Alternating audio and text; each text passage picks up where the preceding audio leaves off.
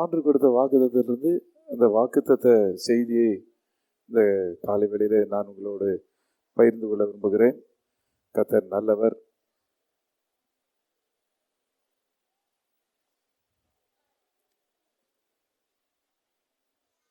ஆண்டவரே, நீர் நல்லவரும் மன்னிக்கிறவரும் உம்மை நோக்கி கூப்பிடுகிற யாவர் மேலும் கிருபை மிகுந்தவருமாய் இருக்கிறேன். இங்கிலீஷில் லிவிங் பைபிளில் வேற மாதிரி இருக்குது. Lord, you are so good and kind, so ready to forgive, so full of mercy for all who ask for your aid, for your help. தேவனே, நீர் மிகவும் நல்லவரும் அன்புள்ளவரும் மன்னிப்பதற்கு எப்பொழுதும் தயாராக இருக்கிறவரும் உம்மை நோக்கி கூப்பிடுகிறவர்கள் மேல் உதவிக்காக கூப்பிடுகிறவர்கள் மேல் கிருபை உள்ளவருமாய் இருக்கிறீர் என்று லிவிங் பைபிளில் வாசிக்கிறோம். குட் நியூஸ் பைபிள் நான் படித்து காட்டுறேன். You are good to us and forgiving, full of constant love for all who pray to you. You are good to us. நீர் எங்களுக்கு நல்லவர். and forgiving, எங்களை மன்னிக்கிறவர். full of constant love for all who pray to you.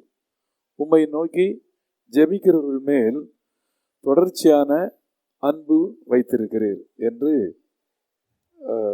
Good news Bible இப்படி சொல்லுகிறது. வேதத்தை நாம் வாசிக்கும் பொழுது நம்முடைய ஆண்டவர் நல்லவர் என்பதற்கு பல வசனங்கள் இருக்கிறது. 1 நாளாகமம் 16 அதிகாரம் 34 வசனம், 1 நாளாகமம் 16 அதிகாரம் 34 வசனம், 106 சங்கீதம் 1 வசனம்.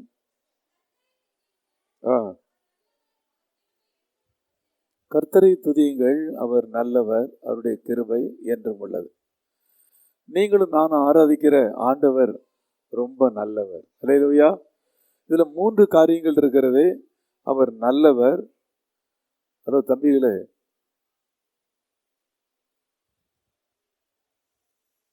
அவர் நல்லவர், மன்னிக்கிறவர், அவரை நோக்கி ஜெபிக்கிற எல்லாருக்கும் அவரு இரக்கம் செய்கிறவர். அல்லேலூயா. 3 காரியங்கள். அதில் இந்த இரவிலே ஒரே ஒரு காரியத்தை குறித்து நான் உங்களோடு பகிர்ந்து கொள்ள விரும்புகிறேன். சரியாக 2 மணிக்கு முடிக்கப்படும் திருவிருந்தோடு.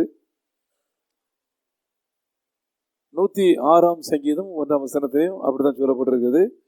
தேவரீர் நல்லவர், நல்லவர், ஆண்டவர் நல்லவர். 106, 107, 1. கர்த்தரை துதியுங்கள், அவர் நல்லவர், அவருடைய கிருபை என்றும் உள்ளது. அவர் நல்லவர். இயேசு மட்டும்தான் நல்லவர். இந்த உலகத்தில் வேற யாரும் நல்லவங்க கிடையவே கிடையாது. நாகும் புத்தகத்தை எடுத்துக்கொள்ளுங்கள். நாகும் 1 அதிகாரம் 7 வசனம். கர்த்தர் நல்லவர், அரணான கோட்டை, தம்மை நம்புகிறவர்களை அறிந்திருக்கிறார். கர்த்தர் நல்லவர். இயேசு ஒருவரே நல்லவர். இந்த உலகத்தில் எவ்வளவு பேரை பார்க்கிறோம், நல்லவர்களை போல இருப்பார்கள், ஆனால் நல்லவர்கள் அல்ல. ஆண்டவர் மட்டும்தான் நல்லவர். எரேமியா 33 அதிகாரம் 11 வசனம். எரேமியா 33, 11. அதுலேயும் அதான் சொல்லப்பட்டிருக்கு, அவர் நல்லவர், ஆண்டவர் நல்லவர், ஆண்டவர் நல்லவர். எரேமியா 33, 11. நம்முடைய ஆண்டவர் நல்லவர். வாசிக்கலாமா? எரேமியா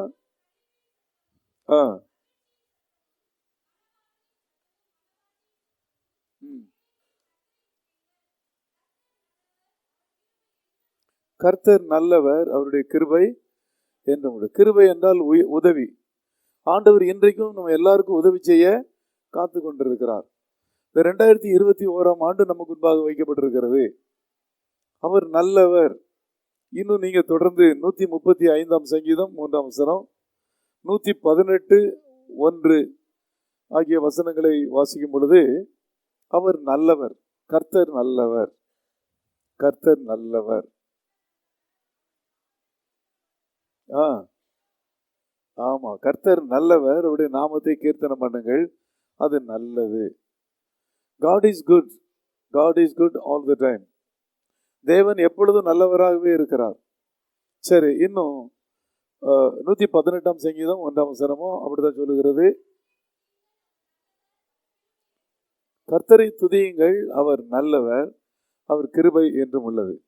119 சங்கீதம் 68 வசனம், தேவரீர் நல்லவரும் நன்மை செய்கிறவருமாயிருக்கிறீர். தேவரீர் நல்லவரும் நன்மை செய்கிறவருமாயிருக்கிறார். அல்லேலூயா. இந்த 2021 ஆண்டு முழுவதும் தேவன் நம்மை நடத்த அவர் வல்லவர். அல்லேலூயா. அவர் நமக்கு எப்பொழுதும் நல்லவர். இன்னும் 34 சங்கீதம் 8 வசனத்தை எடுத்துக்கொண்டால்,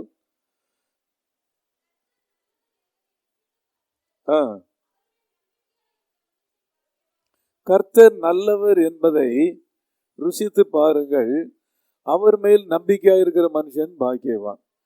taste and see that the Lord is good. கர்த்தர் நல்லவர் என்பதை ருசித்து பாருங்கள். அல்லேலூயா. இந்த புதிய ஆண்டிலே ஆண்டவர் நமக்கு சொல்லுகிற வார்த்தை, அவர் நல்லவர், அதை நாம் ருசித்து பார்க்க வேண்டும். O taste and see that the Lord is good. ஆண்டவர் நல்லவர் என்பதை நம்முடைய வாழ்க்கையிலே ருசித்து பார்க்க வேண்டும் என்று அவரை ருசித்த தாவீது 34 சங்கீதம் 8 வசனத்தில் எழுதியிருக்கிறார். தாவீது கர்த்தர் நல்லவர் என்பதை ருசித்து பார்த்திருக்கிறார். நம்முடைய வாழ்க்கையில இந்த 2021 ஆண்டு முழுவதும் அவர் நல்லவர் என்பதை நாம் ருசித்து பார்க்க போகிறோம். அல்லேலூயா. வேதத்தை நாம் வாசிக்கும் பொழுது மார்க்கு 10 அதிகாரம் 17, 18 ஆகிய வசனங்களை வாசியுங்கள். மார்க்கு 10 அதிகாரம் 17, 18.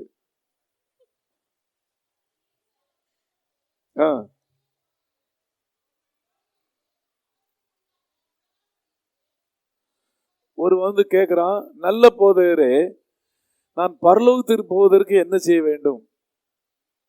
ஆண்டவரை ருசித்து பார்ப்பதற்கு இந்த காரியங்களை கற்றுக்கொள்ள வேண்டும். என்ன கற்றுக்கொள்ள வேண்டும்? ஆண்டவர் சொல்றாரு, முதலில் அவரை நேசிக்க வேண்டும். லூக்கா 10 அதிகாரம்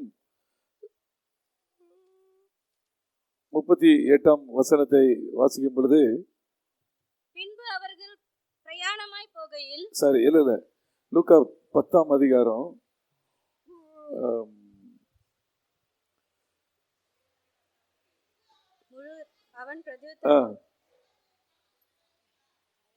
வர லூக்கா 10 அதிகாரத்துல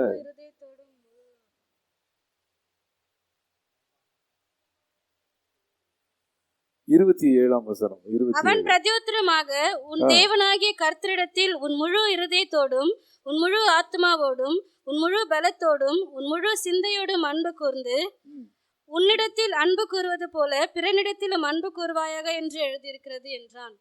ஒரு மனிதன் ஆண்டவர் நல்லவர் என்பதை ருசித்து பார்ப்பதற்கு முதல்ல அவன் என்ன செய்யணும்னா, அவரை நேசிக்க வேண்டும். நீங்கள் யாரை நேசிக்கிறீர்கள்? உங்களையா இயேசுவையா? ஆண்டவரை நேசிக்க வேண்டும். முழு இருதயத்தோடு, முழு ஆத்மாவோடு, முழு சிந்தையோடு, முழு பலத்தோடு. இதுதான் ஆண்டவர் எதிர்பார்க்கிறார். ரெண்டாவது, நம்மை நேசிப்பது போல மற்றவர்களையும் நேசிக்க வேண்டும். நீங்கள் ஆண்டவரை நேசித்து மற்றவர்களை நேசிக்கவில்லை என்றால் அது பொய்யான நேசம், அது பொய். ஆண்டவர் அதை அங்கீகரிக்க மாட்டார். நீங்கள் ஆண்டவரை நேசிக்க வேண்டும், முழு மனதோடு, முழு சிந்தையோடு, முழு ஆத்மாவோடு, முழு பலத்தோடு நேசிக்க வேண்டும். அது மட்டும் இல்லை, எல்லாரையும் நேசிக்க வேண்டும். அல்லேலூயா, அல்லேலூயா. ஒரு நாணயத்தின் 2 பகுதி இதுலேயும் அந்த சீல் இருந்தால் மட்டும்தான் அது செல்லக்கூடிய நாணயம் அல்லது செல்லக்கூடிய ரூபாய் நோட்டு. ஒரு சைடில் இருந்தால் செல்லாது. ஆண்டவரை நேசிக்கணும், மற்றவர்களையும் நேசிக்கணும். தேவனுடைய பிள்ளைகளே, ஆண்டவர் நல்லவர் என்பதை ருசித்து பார்ப்பதற்கு யோவான் 1 அதிகாரம் 12 வசனத்தை நாம் வாசிக்கும் பொழுது, ஆண்டவரை ஏற்றுக்கொள்ள வேண்டும், அவரை நேசிக்க வேண்டும், அவரை ஏற்றுக்கொள்ள வேண்டும். அவருடைய நாமத்தின் மேல் விசுவாசம் உள்ளவர்களாய் அவரை ஏற்றுக்கொண்டவர்கள் எத்தனை பேர்களோ அத்தனை பேர்களும் தேவனுடைய பிள்ளைகள். அல்லேலூயா. ஆண்டவர் கிறிஸ்தவர்கள் என்று சொல்லவில்லை, தேவனுடைய பிள்ளைகள் என்று சொல்லுகிறார். நம்ம ஒரு பெயர் கிறிஸ்தவ பெயர், அவர் கிறிஸ்டியன் சொல்றோம். பைபிள் அதை அங்கீகரிக்கவே இல்லை. யார் கிறிஸ்தவன்? இயேசுவை தன்னுடைய உள்ளத்தில் ஏற்றுக்கொண்டவர். இங்கே இருக்கிற இதுவரை இயேசுவை ஏற்றுக்கொள்ளாதவர்கள் யாராவது இருப்பீர்களானால், இப்பொழுது அருமையான காலை வேளை, மணி 1:25 உங்க உள்ளத்தை இயேசு கொடுங்க. வெளிப்படுத்தல் 3:20 ஆண்டவர் சொல்றாரு, இதோ வாசற்படியில் நின்று கதவை தட்டுகிறேன், ஒருவன் என் சத்தத்தை கேட்டு கதவை திறந்தால் நான் அவனுக்குள்ளே பிரவேசித்து அவனோடு போஜனம் பண்ணுவேன், அவனும் என்னோடு போஜனம் பண்ணுவான். அல்லேலூயா. உலக போஜனம் ரொம்ப ஆபத்தானது. நேத்து அரியங்குப்பத்தில் MBA படித்த ஒரு மாணவர், ஒரு MBA படித்த ஒரு பட்டதாரி பிரியாணி சாப்பிட்டுருக்காரு. பிரியாணி சாப்பிட்றது தப்பு கிடையாது, ஆனால் தண்ணியை பக்கத்தில் வச்சு சாப்பிடுங்க. அவர் பிரியாணி எடுத்து வாயில் வச்சிருக்காரு. அவங்க ஆயாட்ட சுடு தண்ணி கேட்டிருக்காரு. சுடு தண்ணி வர்றதுக்குள்ள இவர் சூடா காரி ஆகிட்டார்.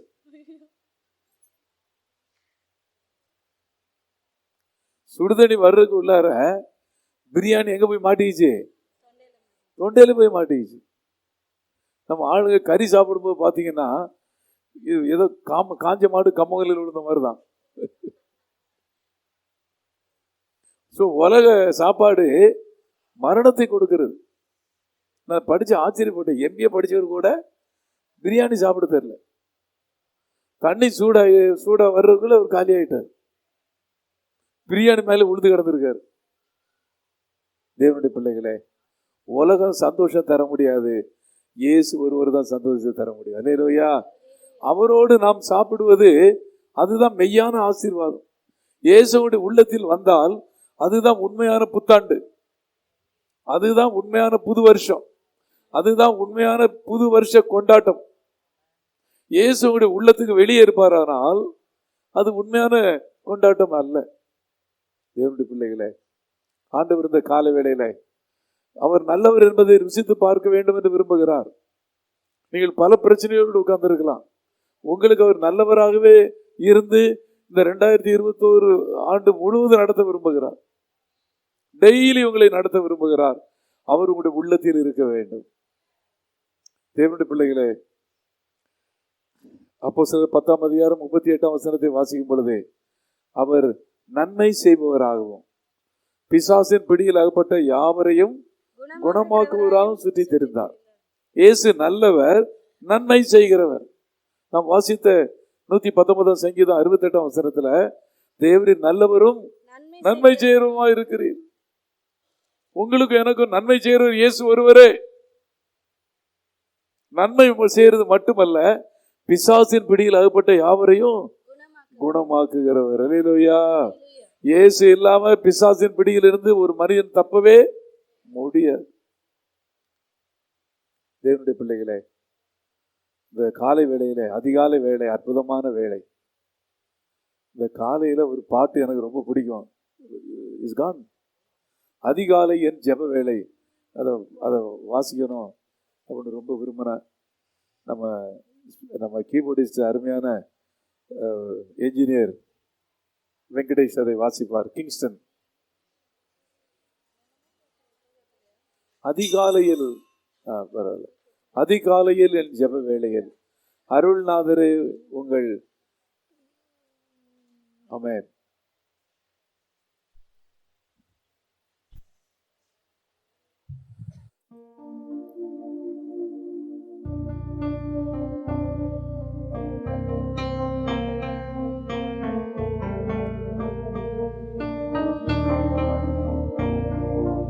அதிகாலையில் என் ஜெப வேளையில் அருள்நாதரே உங்கள் அருகாமையில், அதிகாலையில் என் ஜெப வேளையில் அருள்நாதரே உங்கள் அருகாமையில் துதி பாடி புகழ் பாடி தூய ஆவி துணை நாடி இயேசுவே உம் முகம் தேடி தமிழாலே கவி பாடி துதி பாடி புகழ் பாடி தூய ஆவி துணை நாடி இயேசுவே உம் முகம் தேடி தமிழாலே கவி பாடி அதிகாலையில் என் ஜெப வேளையில் அருணாதரே உங்கள் அருகாமையில்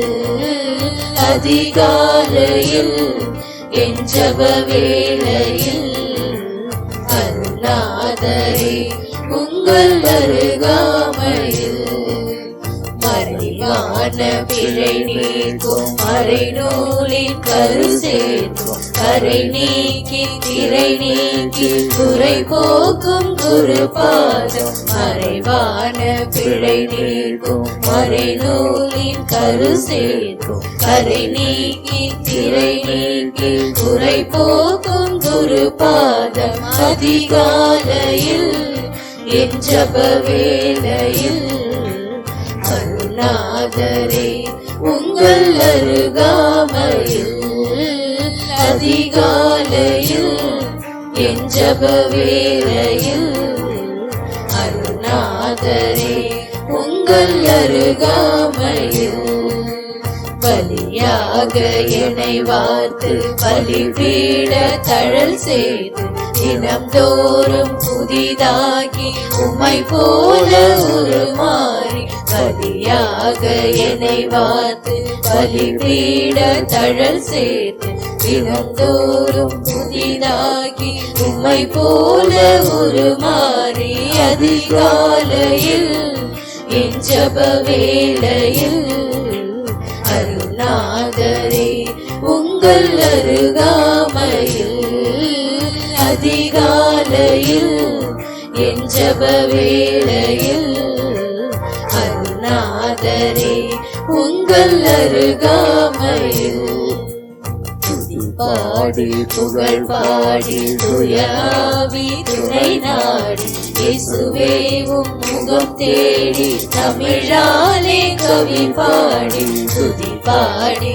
புகழ் பாடி தூய ஆவி துணை நாடி இயேசுவே உம் முகம் தேடி தமிழாலே கவி பாடி அதிகாலையில் என் ஜெப வேளையில் அருணாதரே உங்கள் அருகாமையில் அதிகாலையில் என் ஜெப வேளையில் அருணாதரே உங்கள் அருகாமையில்.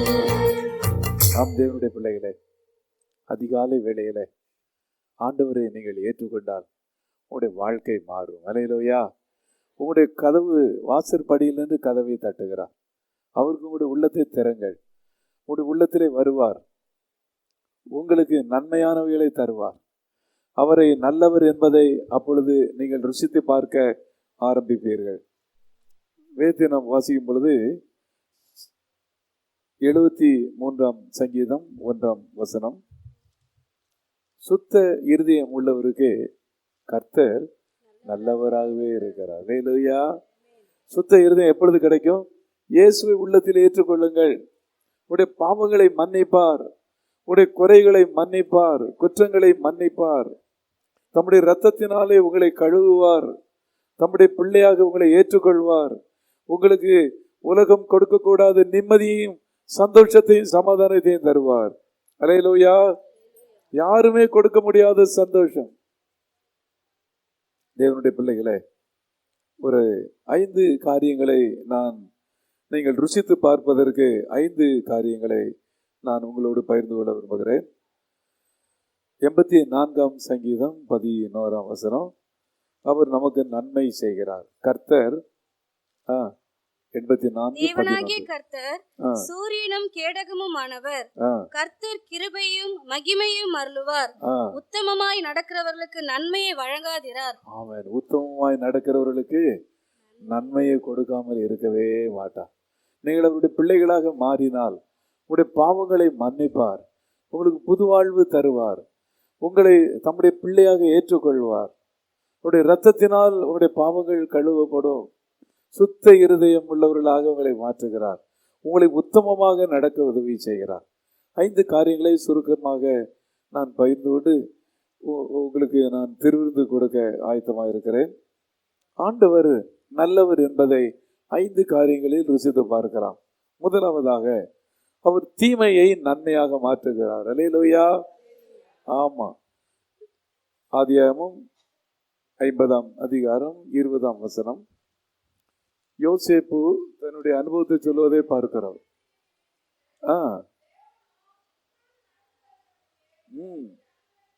ஆமென். இந்த 2020 பலர் உங்களுக்கு தீமை செய்திருக்கலாம், பலர் உங்களுக்கு அநியாயம் செய்திருக்கலாம், அதற்கு உங்களுக்கு ஒன்றும் நடக்காம இருந்திருக்கலாம். ஆனா இந்த வருடத்தில் நீங்கள் கர்த்தர் நல்லவர் என்பதை ருசித்து பார்க்கும்படி ஆண்டவர் அந்த தீமையை நன்மையாக மாற்றுவார். இல்லையா? ஆமா, எவ்வளவு தீமைகள், அது சொன்னா நமக்கு நேரம் போதாது. யோசேப்பு 17 வயசுல இருந்து அவருடைய வாழ்க்கையில பார்த்தீங்கன்னா எல்லாம் தீமைகள் தான். அதுல நன்மை ஒண்ணுமே தெரில. ஆமா, ஒரு நன்மை இருக்கிற மாதிரி தெரில. நம்ம கூட அப்படிதான் நினைக்கிறோம். நம்முடைய வாழ்க்கையில் நடக்கிற தீமைகள், நம்முடைய வாழ்க்கையில எதிர்பாராத நடக்கிற சம்பவங்கள் நம்மை பல கேள்விக்கு நம்மை உண்டாக்குகிறது. ஏற்கனவே பார்த்தோம், நம்முடைய தகப்பன் நல்லவர். அல்லேலூயா. ஆமா, அதனாலதான் ஃபாதர் பாடுறாரு, என் தகப்பன் நீர் தானையா, எல்லாமே பார்த்து கொள்வீர். அல்லேலூயா. அவரை இன்னும் அறிந்து கொள்ள விரும்புங்கள். இயேசுவை பற்றி இன்னும் அதிகமாக தெரிந்து கொள்ள விரும்புவோமாக. அவர் நல்லவர் என்பதை ருசித்து பாருங்கள் என்று சொல்லுகிறார். கர்த்தர் நல்லவர் என்பதை ருசித்து பாருங்கள். O, taste and see that the Lord is good. எப்படி ருசித்து பார்ப்பது? இந்த 21ஆம் ஆண்டின் முதல் நாள்ல இருக்கிற நமக்கு ஆண்டவர் வாக்கு கொடுக்கிறார், தீமையை நன்மையாக மாற்றுவேன். அல்லேலூயா. ஆமா, ஆண்டவர் நம்முடைய வாழ்க்கையில செய்கிற காரியங்கள் நம்மால் புரிந்து கொள்ள முடியவில்லை. பெரிய ஆட்களுக்கு புரியும், சின்னங்களுக்கு புரியாது, அப்படி கிடையாது. பெரிய ஆளுங்களுக்கும் புரியாது, யாருக்குமே புரியவில்லை. ஏன் இது நடக்கிறது, ஏன் நடக்கல, ஏன் எதனால இப்படிலாம் ஆச்சு, நம்மளால புரிந்து கொள்ள முடியவில்லை. யோசேப்பு வாழ்க்கையில் அப்படிதான் நடந்தது. என்னன்னு புரியாமலே ஜெயில தூக்கி போட்டாங்க. என்னன்னு புரியாமலே அவனுக்கு கனவு வந்தது. 2 பேருக்கு கனவு சொன்னாங்க. ஒருத்தர் காலி, ஒருத்தர் அந்த பழைய பதவியில் வந்துட்டான். அதாவது ராஜாவுக்கு அந்த பானம் கொடுக்குற இடத்துக்கு வந்துட்டான். ரொட்டிக்காரரு காலி.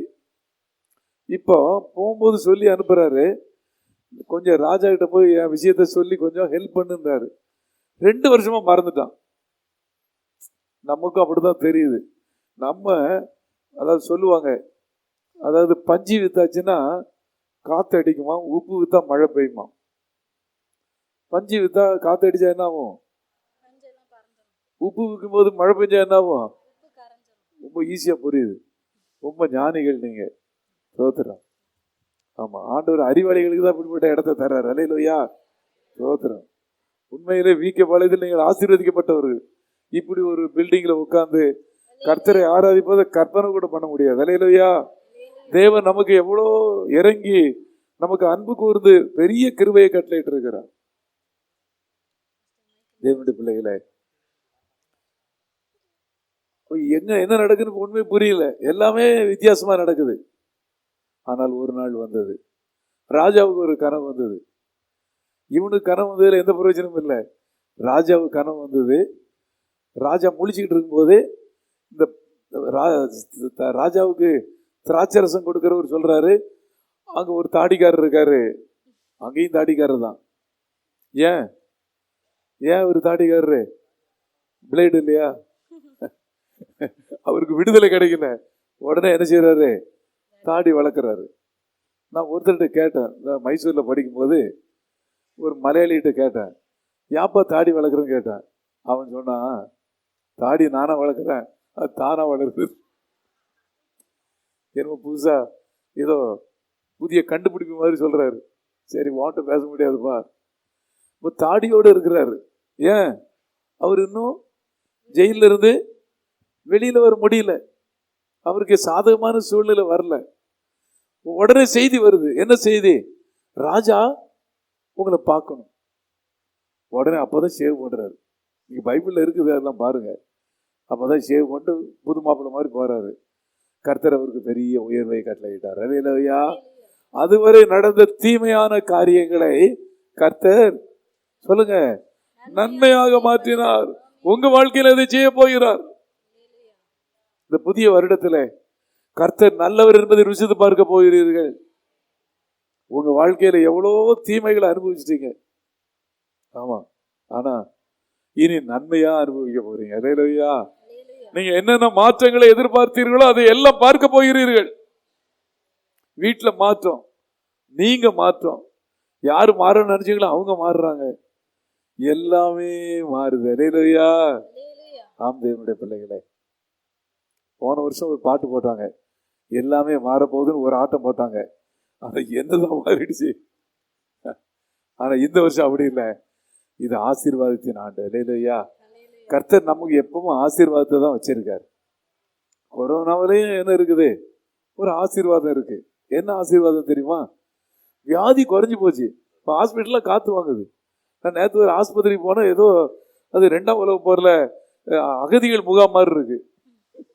அந்த ஹாஸ்பிட்டல் லைட்டு கூட போடல, ஏன்னா கரண்ட் செலவாகுதான்.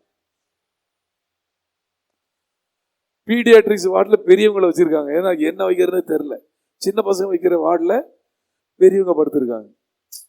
ஓகே, ஆனால் ஒரு வகையில் நல்லது தான். நிறைய வியாதிகள், டாக்டருக்கெல்லாம் வருமானம் போச்சுமா, நிறைய வியாதி குறைஞ்சி போச்சுப்போ. ஆஸ்பத்திரி பாங்க எல்லாம் காத்து வாங்கிட்டு இருக்குது. ஒரு தீமையிலையும் தேவன் ஒரு நன்மை வைத்திருக்கிறார். அல்லேலூயா. இந்த ஆண்டு ஆண்டவர் உங்களை பார்த்து சொல்லுகிறார், கர்த்தர் நல்லவர் என்பதை ருசித்து பாருங்கள். எப்படி? உங்க வாழ்க்கையில இதுவரை நடந்த தீமையான காரியங்களை நன்மையாக மாற உங்க கண் பார்க்க போகுது. அல்லேலூயா. உடைய காதுகள் கேட்க போகிறது.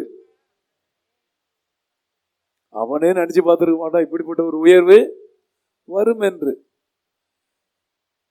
நீங்க பாத்தீங்கன்னா எகிப்தியர்கள் யாரை விரும்ப மாட்டாங்க? ஆடு மேய்க்கிறவங்களை விரும்ப மாட்டாங்க. நம்ம விரும்புவோமா?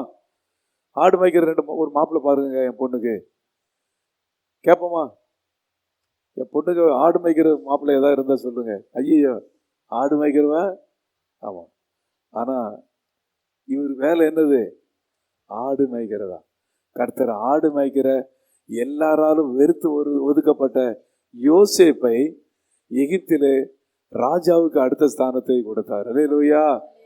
அதுல ரொம்ப ஆச்சரியமான விஷயம், யோசேப்பு கிட்ட கேட்காம கையை காலை கூட ஆட்டக்கூடாதான். ஐ தேவனுடைய பிள்ளைகளே, நீங்க ஆசீர்வாதத்தின் நாளில் கர்த்தர் உங்களை கொண்டு வந்திருக்கிறார். இந்த நாளிலே கர்த்தர் உங்களுக்கு சொல்லுகிறார், கர்த்தர் நல்லவர் என்பதை ருசித்து பார்க்க போகிறீர்கள். முதலாவதாக எல்லா தீமையான காரியங்களையும் நன்மையாக மாறப்போகிறார். அல்லேலூயா.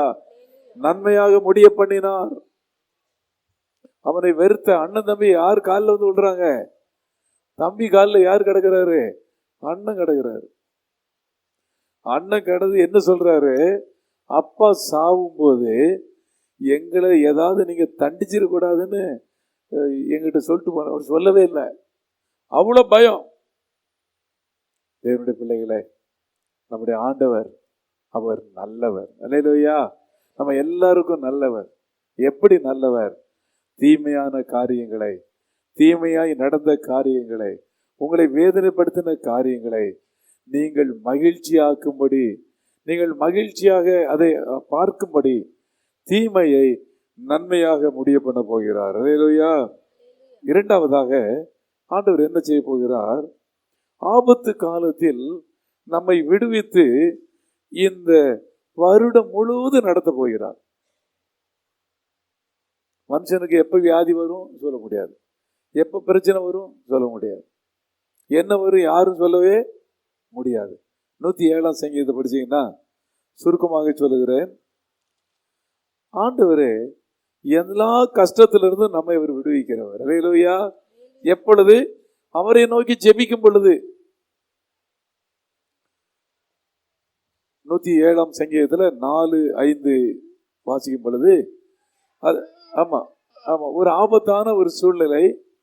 அதுல அவங்க என்ன செய்யறாங்க? தங்களுடைய ஆபத்திலே அவரை நோக்கி கூப்பிட்டு தப்பினாரு. எந்த பிரச்சனையிலையும் ஜெபம் பண்ணுங்க, உங்களுக்கு விடுதலை இருக்கிறது. இதுவரை இல்லாத விடுதலை இந்த ஆண்டு பார்க்க போகிறீர்கள். தேவனுடைய பிள்ளைகளே, ரெண்டாவது 10-12 வரை படிச்சீங்கன்னா அது ஒரு பிரச்சனையில இருக்கிறாங்க. சங்கீதம் 107 அதிகாரம் 10-12 வரை அது ஒரு பிரச்சனை. அந்த பிரச்சனையில 13 வசனம், தங்கள் ஆபத்திலே கர்த்தரை நோக்கி கூப்பிட்டார்கள். இக்கட்டுகளில் இருந்து ஆமென், ஹல்லேலூயா. நம்முடைய ஆண்டவர் நல்லவர். எப்படி? நம்முடைய ஜெபத்தை கேட்கிறார். நம்முடைய ஜெபத்தை கேட்கிறார். முதலாவதாக தீமையை நன்மையாக மாற்றுகிறார். இரண்டாவது, நம்முடைய ஜெபத்தை கேட்டு நமக்கு உதவி செய்கிற நல்ல ஆண்டவர். ஹல்லேலூயா. ஆமா, தேவனுடைய பிள்ளைகளே, போன ஆண்டை விட இந்த ஆண்டு அதிகமா ஜெபிங்க. எவ்வளவு ஜெபிக்கீங்களோ அவ்வளவுக்கு உங்களுடைய வாழ்க்கையில வெற்றியை பார்ப்பீர்கள். அதிகாலை இந்த பாட்டெல்லாம் கத்துக்குங்க, நல்லா பாடுங்க, கண்ணீரோடு கர்த்தரை நோக்கி ஜெபிங்க. தூக்கத்தை கொஞ்சம் குறைங்க. அதாவது சிலர் பார்த்தீங்கன்னா தூக்கம் வரும் முன்னாடியே படுத்து தூங்குறதுக்கு ட்ரை பண்ணுவாங்க. அப்படி இல்லை. சிலர் தூக்கம் வராமல் என்ன செய்வாங்க? கண்ணை மூடி மூடி பார்ப்பாங்க. ஆனா எப்ப தூங்கணும்? உங்களால சொல்லுங்க.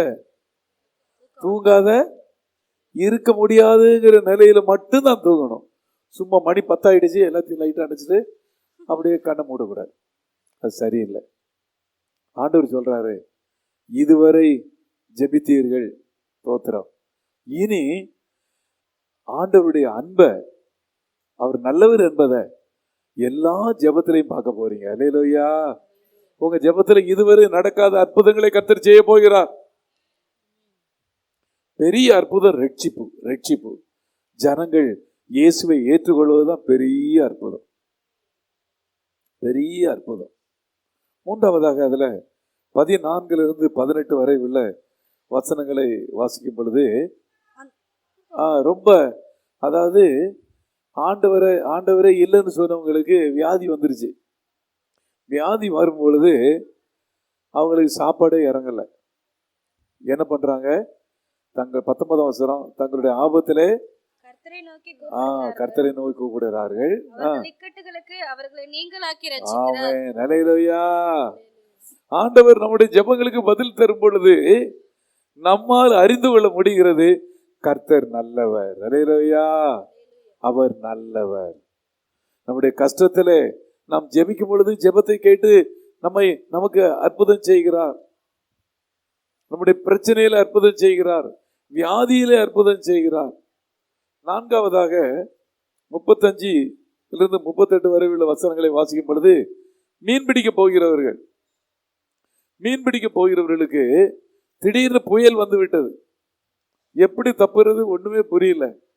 ஆனா 41 வசனம் படிச்சீங்கன்னா, தங்களுடைய ஆபத்திலே கர்த்தரை நோக்கி கூப்பிட்டார்கள், அவர்களை பத்திரமாக கொண்டு சேர வேண்டிய இடத்துல சேர்க்கிறார். அல்லேலூயா. எல்லா விதமான தொழிலையும் செய்கிறவர்களுக்கு ஆண்டவர் அற்புதம் செய்து தாம் நல்லவர் என்பதை நிரூபிக்கிறார். அல்லேலூயா. என்ன கஷ்டம் இருந்தாலும் வரும் நாட்கள்ல, இந்த 2021 பிறந்து விட்டது, இன்றைக்கு தான் 1ஆம் தேதி. இன்னையிலிருந்து நீங்க ஜெபம் பண்ணீங்கன்னா உங்களுக்கு ஆண்டவர் நல்லவர் என்பதை அற்புதத்தின் மூலம் நீங்கள் ருசிப்பதற்கு உங்களுக்கு அவர் உதவி செய்ய அவர் வல்லவராய் இருக்கிறார். அல்லேலூயா.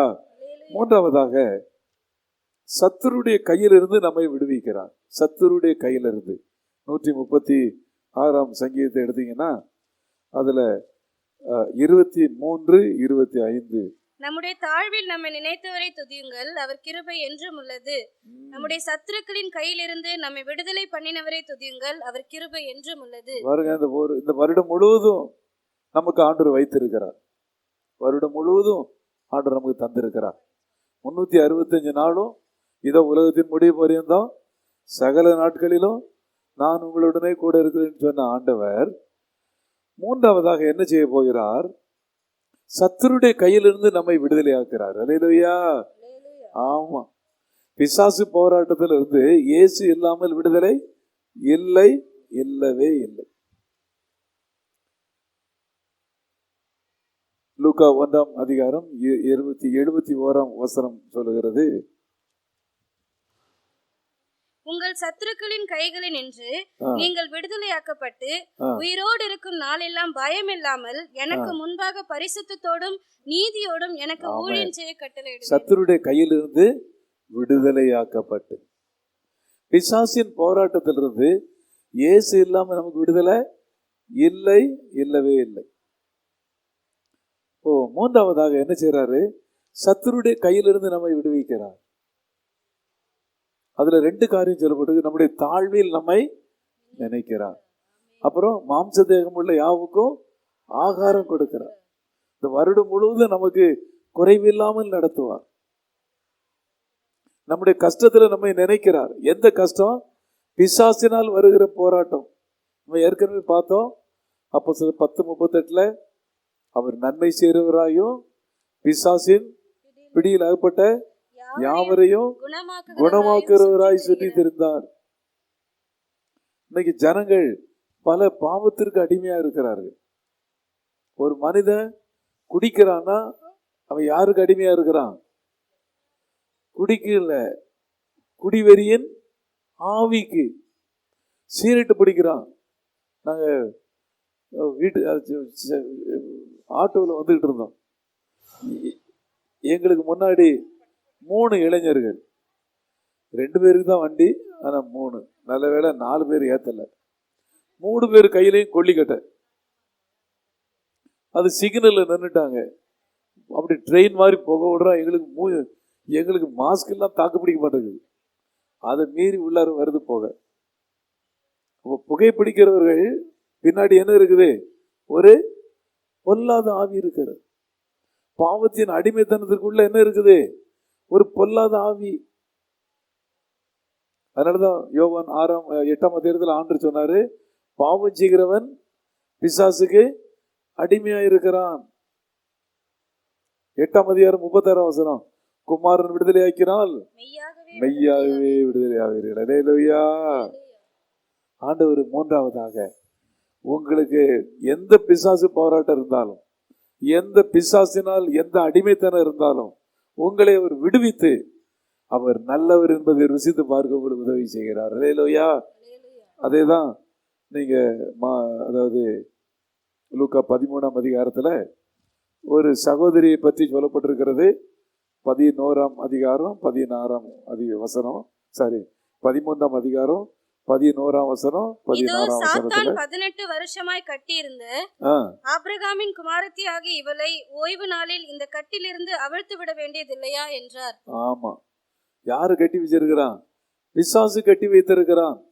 இன்னைக்கு வியாதியில பிசாசு ஜனங்களை கட்டி வைத்திருக்கிறான். இன்னைக்கு ஹாஸ்பிட்டல் பெருகி கொண்டிருக்கிறது. காரணம், வியாதி பெருகி கொண்டிருக்கிறது. புசி ஸ்ட்ரீட்ல எல்லா டாக்டருக்கும் செம ஓட்டம். ஏன்? வியாதி வியாதி வியாதி, விதவிதமான வியாதிகள். ஆனா வேதம் சொல்லுகிறது, வியாதியின் கட்டிலிருந்து கர்த்தர் விடுவிக்கிறார். அல்லேலூயா. 18 வருடமாக ஒரு பெண் கட்டப்பட்டிருந்தாள். இயேசு அந்த பலவீனத்தின் ஆவியிலிருந்து விடுவித்தார். அதனுடைய விளைவு என்ன? எவ்வளவு நிமிரக்கூடாத கூனியாக இருந்த அவளை கர்த்தர் விடுவித்தார். அல்லேலூயா. அவள் நிமிர்ந்து தேவனை மகிமைப்படுத்தினாள். அல்லேலூயா. அந்த ஆண்டவர் இன்றைக்கும் நம்மோடு இருக்கிறார். அவர் சொல்லுகிறார், உன்னுடைய சத்துருக்களுடைய கையிலிருந்து நான் உன்னை விடுதலையாக்குவேன். உங்களுக்கு பிசாசு போராட்டம் இருந்தா கர்த்தர் உங்களுக்கு விடுதலை தருவேன் என்று வாக்கு பண்ணுகிறார். 4ஆவதாக, வருடம் முழுவதும் நம்மை ஆசீர்வதிக்கிறார். நம்ம பாடணும், வருடத்தை உடைய நன்மையால் முடி சூட்டுகிறீர், உமது பாதைகள் நெய்யாய் பொழிகிறது. சொல்லும் போதே நெய்யா இருக்கு. 65ஆம் சங்கீதம் 11ஆம் வசனத்தை படிச்சீங்கன்னா, ஆண்டவருடைய நன்மை என்னன்னா, நம்மை ஆசீர்வதிப்பது தான் தேவனுடைய நன்மை. ஆண்டவர் எதை ருசித்து பார்க்க சொல்லுகிறார்? உங்களை தேவன் ஆசீர்வதிப்பதை ருசித்து பாருங்கள். இந்த உலகத்தில் வாழுகிற எல்லாருக்கும் என்ன தேவை? ஆசீர்வாதம் தேவை. உண்மையான ஆசீர்வாதம் எது? இந்த வருடம் பிறக்கும் பொழுது தேவனுடைய சமூகத்தில் காணப்படுவதுதான் மெய்யான ஆசீர்வாதம். அல்லேலூயா. பீச்சாங்கரையில் போய் நிற்கிறது ஆசீர்வாதம் கிடையாது. நம்ம வேற எதுவுமே ஆசீர்வாதம் கிடையாது. ஆண்டவருடைய சமூகத்தில் காணப்பட வேண்டும். நம்மை படைத்த தேவன் நம்மை தொட்டு ஆசீர்வதிக்க வேண்டும். அதுதான் மெய்யான ஆசீர்வாதம். இப்போ 4வதாக கர்த்தர் சொல்லுகிறார், நான் உன்னை ஆசீர்வதிப்பதை நீ பார்த்து நான் நல்லவர் என்பதை ருசித்து பார். வேதத்தை வாசிக்கும் பொழுது லூக்கா 24:49 ஆண்டவர் தம்முடைய கரத்தை உயர்த்தி அவருடைய சீடர்களை ஆசீர்வதித்தார். ஆண்டவருடைய திட்டம் நாம் ஆசீர்வதிக்கப்பட வேண்டும். என்னாகும் 24:1 வாசிக்கும் பொழுது, இஸ்ரவேலை ஆசீர்வதிப்பதே கர்த்தருக்கு பிரியம். நாம் இருக்கிற நிலையை விட இந்த வருடம் கர்த்தர் நம்மை உயர்த்த போகிறார். அல்லேலூயா. நம்புங்க. அதை ஒரு ஆட்டோ வச்சிருக்க ரெண்டு ஆட்டோ வச்சிருந்தா பெரிய ஆசீர்வாதம். நீங்க வாடகைக்கு ஓட்டுறதை விட சொந்தமா ஆட்டோ ஓட்டுறது அது ஆசீர்வாதம். ஆண்டவர் 4வது என்ன சொல்லுகிறார்? நான் உன்னை ஆசீர்வதிப்பேன், வருஷத்தை உம்முடைய நன்மையினால் முடிசூட்டுகிறேன். அவர் நல்லவர், நமக்கு நன்மையே தருகிறவர். அல்லேலூயா. ஆமா, எல்லா கடன் பிரச்சனையிலிருந்து உங்களை விடுவிப்பார். உங்களுக்கு தேவையான நன்மைகளை தருவார், பணத்தை தருவார், தேவையான வசதிகளை தருவார், சொந்தமாக வீடு கட்டி தருவார். கடந்த நாட்கள்ல நம்முடைய விசுவாசிகள் பலருக்கு ஆண்டவர் வீடு கட்டி தந்திருக்கிறார். அல்லேலூயா. நான் அதுக்காக கர்த்தரை ரொம்ப துதிக்கிறேன். அல்லேலூயா. ஆமா, வாடகை வீட்டில் இருக்கிறது ரொம்ப கஷ்டம்தான், ரொம்ப கஷ்டம்தான். தேவனுடைய பிள்ளைகளே, இந்த வருடமும் தரப்போகிறார். அல்லேலூயா. ஆமா, வாடகை வீட்டில் இருக்கிறவங்களுக்கெல்லாம் மோடி திட்டம் இருக்குதோ இல்லையோ, ஆண்டவருடைய திட்டம் இருக்கிறது. அல்லேலூயா. ஆமா, அவர் அவர்கிட்ட சொல்றாரு, நான் உன்னை ஆசீர்வதிக்கிறேன், அதை நீ ருசித்து பார் என்று சொல்லுகிறார். இன்னும் நீங்க அப்போஸ்தலர் நடபடிகள் 3:26 அப்போஸ்தலர் நடபடிகள் 3:26 அவர் உங்கள் எல்லாரையும் உங்கள் பொல்லாங்கிலிருந்து விலக்கி உங்களை ஆசீர்வதிக்கும்படி தேவன் தம்முடைய பிள்ளையாகிய இயேசுவை எழுப்பி முதலாவது உங்களிடத்திற்கே அவரை அனுப்பினார். இயேசு எதற்காக வந்தார்? எல்லா பொல்லாங்கிலிருந்தும் நம்மை விலக்கி நம்மை ஆசீர்வதிப்பதற்காகத்தான். பாவிகளை ரட்சிக்க வந்தார், உண்மை அது. அதுக்கு அடுத்தது என்ன? எல்லா சொல்லுங்க, பொல்லாங்கிலிருந்தும் நம்மை விலக்கி நம்மை ஆசீர்வதிப்பதற்காக. அல்லேலூயா. ஆசீர்வாதத்துக்காக ஏங்கி கொண்டிருக்கிற தேவனுடைய பிள்ளைகளே, ஆண்டவர் சொல்லுகிறார், நான் இன்று முதல் உங்களை ஆசீர்வதிப்பேன். எப்படிப்பட்ட ஆசீர்வாதம்? வாசிங்க. சங்கீதம் 16 சங்கீதம் 11 4 சங்கீதம் 7, 8 21 சங்கீதம் 6 அவர்களுக்கு தானியமும் திராட்சரசமும் பெருகி இருக்கிற காலத்தின் சந்தோஷத்தை பார்க்கிலும் அதிக சந்தோஷத்தை என் இருதயத்தில் தந்தீர். சமாதானத்தோட படுத்துக்கொண்டு நித்திரை செய்வேன். கர்த்தாவே, நீர் ஒருவரே என்னை சுகமாய் தங்க பண்ணுகிறீர். அல்லேலூயா. பெரிய ஆசீர்வாதம் என்ன தெரியுமா? பண ஆசீர்வாதம் இல்ல, மகிழ்ச்சி தான் பெரிய ஆசீர்வாதம். அல்லேலூயா. மகிழ்ச்சி தான் பெரிய ஆசீர்வாதம்.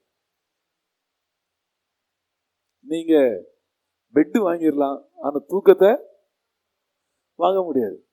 வாங்க முடியுமா? எங்கேயாவது தூக்கத்தை வாங்க முடியாது. பணத்தை வாங்கிடலாம், ஆனா நிம்மதியை வாங்க முடியாது. இயேசு ஒருவரே நிம்மதி தருகிற தேவன். அல்லேலூயா. உங்க வாழ்க்கையை இயேசுவுக்கு கொடுத்து பாருங்க, அவர் உங்களுடைய உள்ளத்தை மகிழ்ச்சியினால் நிரப்புவார். தானியமும் திராட்சரசம் பெருகி இருக்கிற காலத்தின் சந்தோஷத்தை பார்க்கிலும் அதிக சந்தோஷத்தை என்னுடைய உள்ளத்தில் தந்தீர். சமாதானத்தோடு படுத்துக்கொண்டு நித்திரை செய்வேன். தேவரீர் ஒருவரே எங்களை சுகமாய் தங்க பண்ணுகிறீர். நல்ல நிம்மதியான தூக்கத்தை இன்று முதல் உங்களுக்கு தருவேன் என்று வாக்கு பண்ணுகிறார். அல்லேலூயா.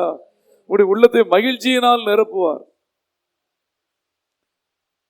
16ஆம் சங்கீதம் 11ஆம் வசனம்.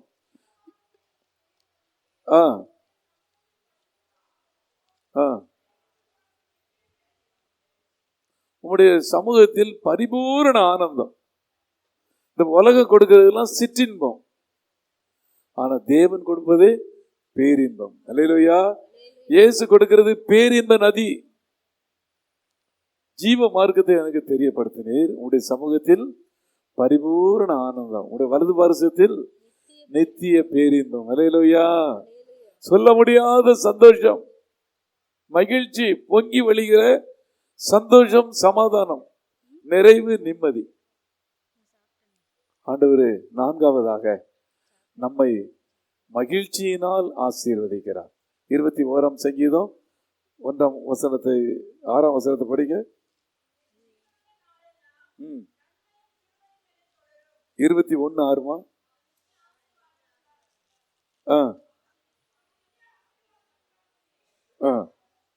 அவருடைய சமூகத்தின் மகிழ்ச்சியினால் பூரிப்பாக்குகிறீர். உம்முடைய சமூகத்தின் மகிழ்ச்சியினால் பூரிப்பாக்குகிறீர். ஆமென். அல்லேலூயா. ஆண்டவருடைய சமூகம் நமக்கு மகிழ்ச்சி, ஜெபம் மகிழ்ச்சி, வேத தியானம் மகிழ்ச்சி. ஆம் தேவனுடைய பிள்ளைகளை, நீங்க ஆண்டவருடைய பிள்ளைகளா இருந்தா உங்களுக்கு இம்மையிலும் ஆசீர்வாதம், மறுமையிலும் ஆசீர்வாதம். ஆமா, கர்த்தர் உங்களை மகிழ்ச்சியினால் நிரப்புவார். இன்னும் ஒரு வசனத்தை வாசிக்கலாம். ஏசாயா 35ஆம் அதிகாரம் 10ஆம் வசனம். ஏசாயா 35:10.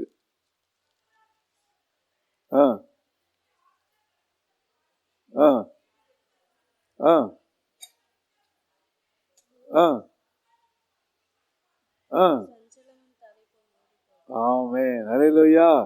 இப்ப தலையில உங்களுக்கு என்ன வைக்கிறாரு? நித்திய மகிழ்ச்சி அவருடைய தலை மேல் இருக்கும். சஞ்சலமும் தவிப்பும் ஓடி போகும்.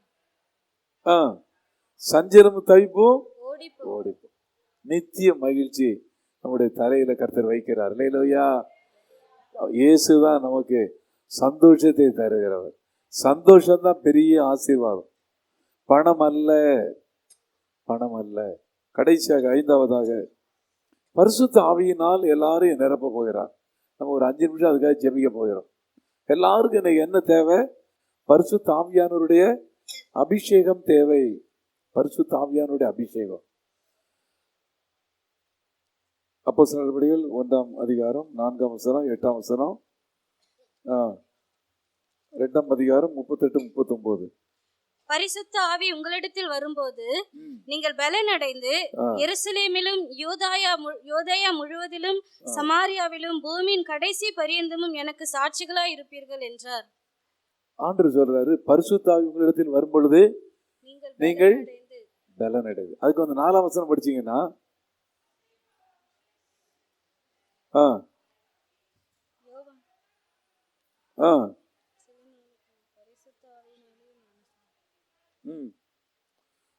பரிசுத்த ஆவியினாலே ஞானஸ்தானம். ஆமா, நீங்க ஆண்டவரை ஏற்றுக்கொண்டு உங்களுடைய பாவங்கள் மன்னிக்கப்பட்ட பின்பு ஞானஸ்தானம் எடுக்கணும். அது ஜலத்தினால் கொடுக்கப்படுகிற ஞானஸ்தானம். ஆண்டவர் இன்னொரு ஞானஸ்தானம் கொடுக்க போகிறாரு, அது பரிசுத்த ஆவியின் ஞானஸ்தானம். அப்போ சொல்றாரு, நீங்க எருசலேமில் எனக்காக காத்திருங்க. ஆம் தேவனுடைய பிள்ளைகளே, கர்த்தர் நல்லவர் என்பதை ருசித்து பார்க்கறதுக்கு 5வது என்னன்னா, அவர் எல்லாருக்கும் என்ன தரப்போறாரு? பரிசுத்த ஆவியினுடைய அபிஷேகம். லூக்கா மத்தேயு 7ஆம் அதிகாரம் 13ஆம் வசனத்தை படிங்க. இடுக்கமான வாசல் வழியாய் உட்பிரவேசியுங்கள். இல்ல 7ஆம் அதிகாரமா? மத்தேயு 7ஆம் அதிகாரம்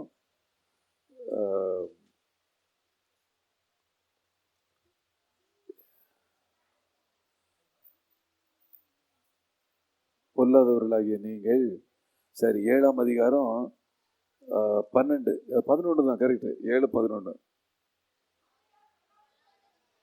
உங்கள் உங்கள் பிள்ளைகளுக்கு நல்ல ஈவுகளை கொடுக்க அறிந்திருக்கும் போது ஆ. பரலோகத்தில் இருக்கிற உங்கள் பிதா தம்மிடத்தில் வேண்டிக் கொள்ளுகிறவர்களுக்கு நன்மையானவைகளை கொடுப்பது அதிக நிச்சயம் நன்மையானதை அல்லவா? தருவார். அவர் நல்லவர், நன்மை செய்கிறார்.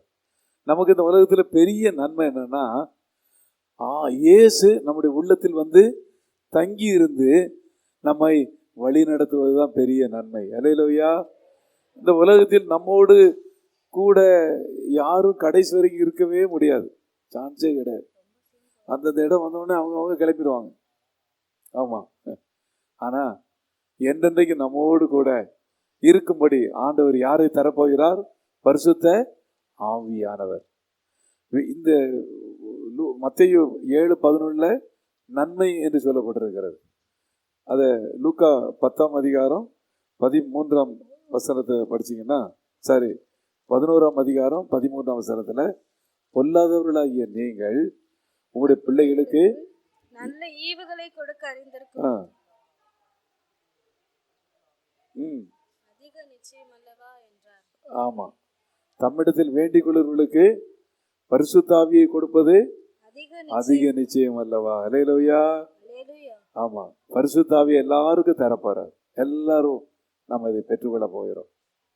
பரிசுத்தாவி வரும் பொழுது நீங்கள் பலனடைந்து எருசலேமிலும், அடுத்தது யூதேயாவிலும், சமாரியாவிலும், பூமியின் கடைசி பரிந்த எனக்கு சாட்சிகளாக இருப்பீர்கள். பரிசுத்த ஆவியானவர் எல்லாருக்கும் தேவை. அது இன்னும் ஒரே ஒரு வசனம், ஏசாயா 28:11-12 வாசிங்க.